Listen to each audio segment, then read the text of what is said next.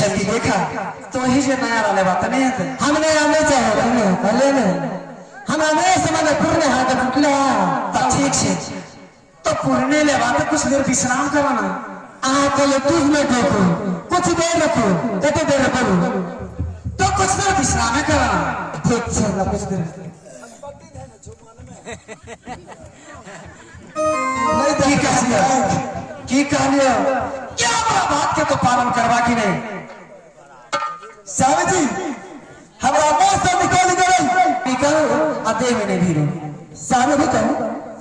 अधे में नहीं भीरो अधे में नहीं पति और पत्नी के रिश्ता ही जो समाप्त सावे जकावा करो और दे हमें भी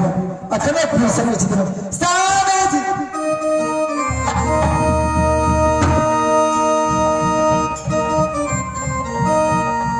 समय मैंने भीरा आते बातें सी तो नहीं करा क्या नहीं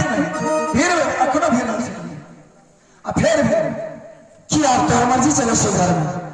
सामे थे सामे के देवे क्या नहीं अखनो भीर साथ साथ की साइड के बातें करवा सामे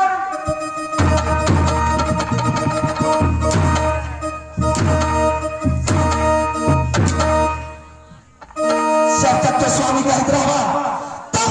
पिता का स्टाफ रहते हैं कैसे देव ने भीरा तो स्वामी जी के में भीरवे कर दे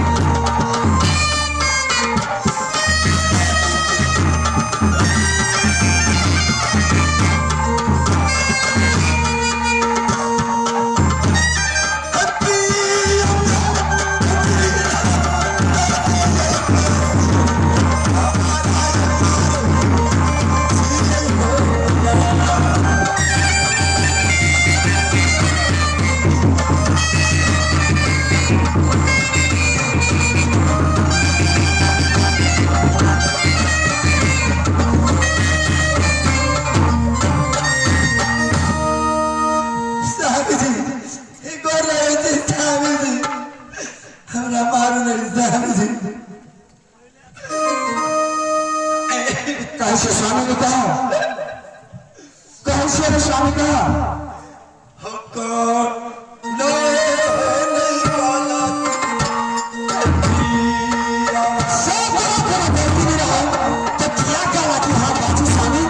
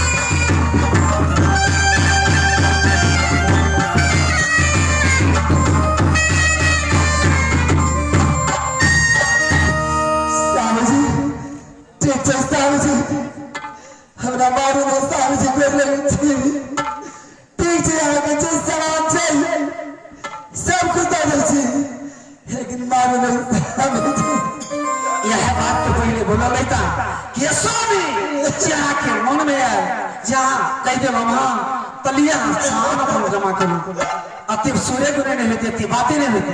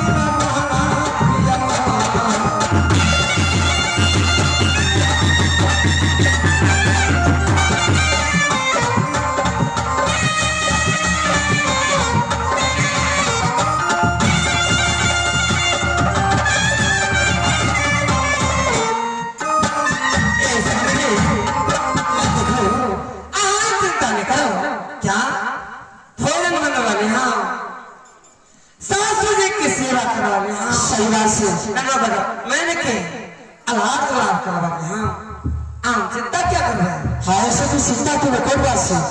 जाए पूछा तब चिंता कोई बात से अब अपने नया सामान खरीदते हुए तो पुराना चाहिए पुराना सब नहीं है तो मेरा नया खरीद ले ठीक है हम कालो ने पुराने सामान चाहिए तो हमरा पुराना देना ताई सब खुश छे हम का नया किन ले अच्छा है नहीं किन ले हमारे से किन ले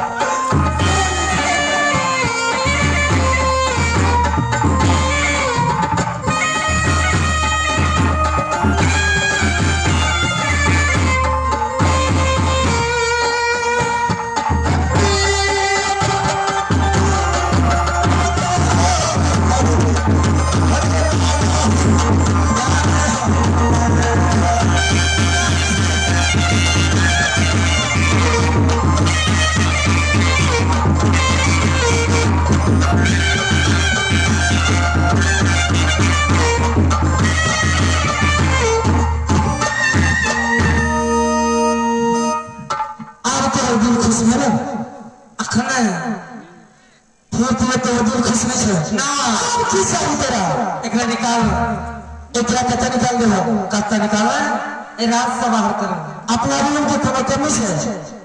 एक का रूम दबा अकेले बना के खेते अपना सब पानी बना के खेते हाँ ए राम नहीं रहता है ए रास्ता निकालो आंख दे देगा ए मंत्री साहब अब गेट से बाहर के आ रहा गेट से बाहर के आ रहा अब तो अपना ड्यूटी पे लग जाए ठीक से मारा स्वामी जी सबको बता दो सारी चले चल स्वामी जी अब नगर के चल का हम कहा जाए मंत्री साहब कैसे जितने देर तक गिराते होते देर तक ये आराम चले रहते ताए का गेट से बाहर का तो अपना ड्यूटी पे लग जाए स्वामी जी हमरा अपना माल में बात है स्वामी जी आज तक के कुछ नहीं कहा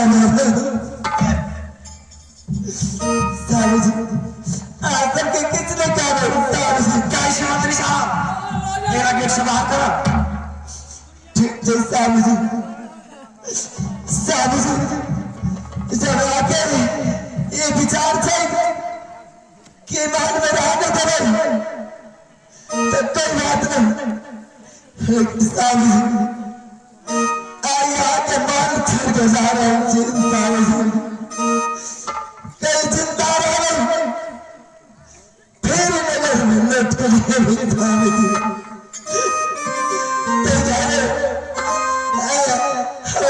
अंतिम मिलन कल हमारा साथ में इसका 22 दिन एक बेर हम आके नगर छोड़कर मान छोड़कर चले आते हैं फिर तो अपन हुकुम चलावा लगा स्वामी कल एक बार हिस्सा 22 दिए ये तो बेटा महासुर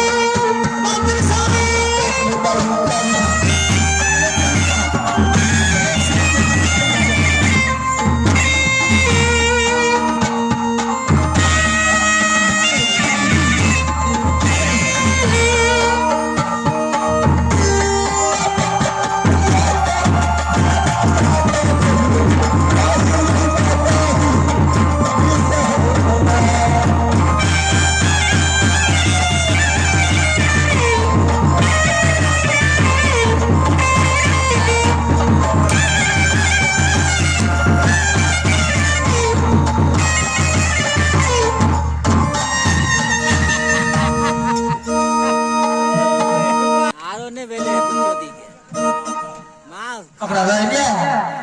अब हम साथ करो ओकरा से घर से बाहर कर दिए ता अपने ड्यूटी पे लग जाओ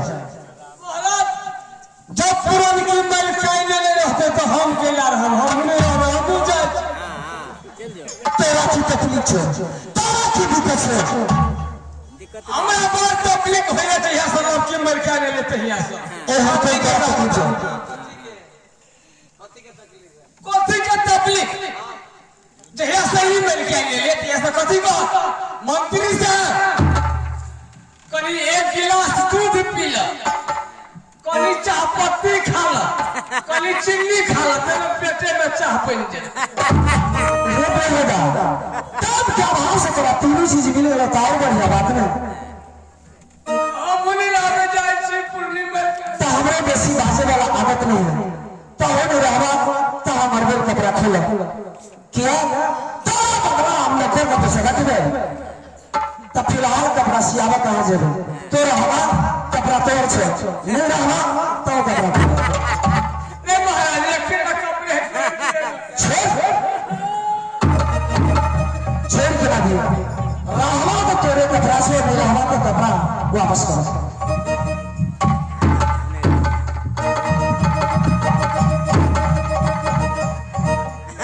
सब हमर कपड़ा वापस करो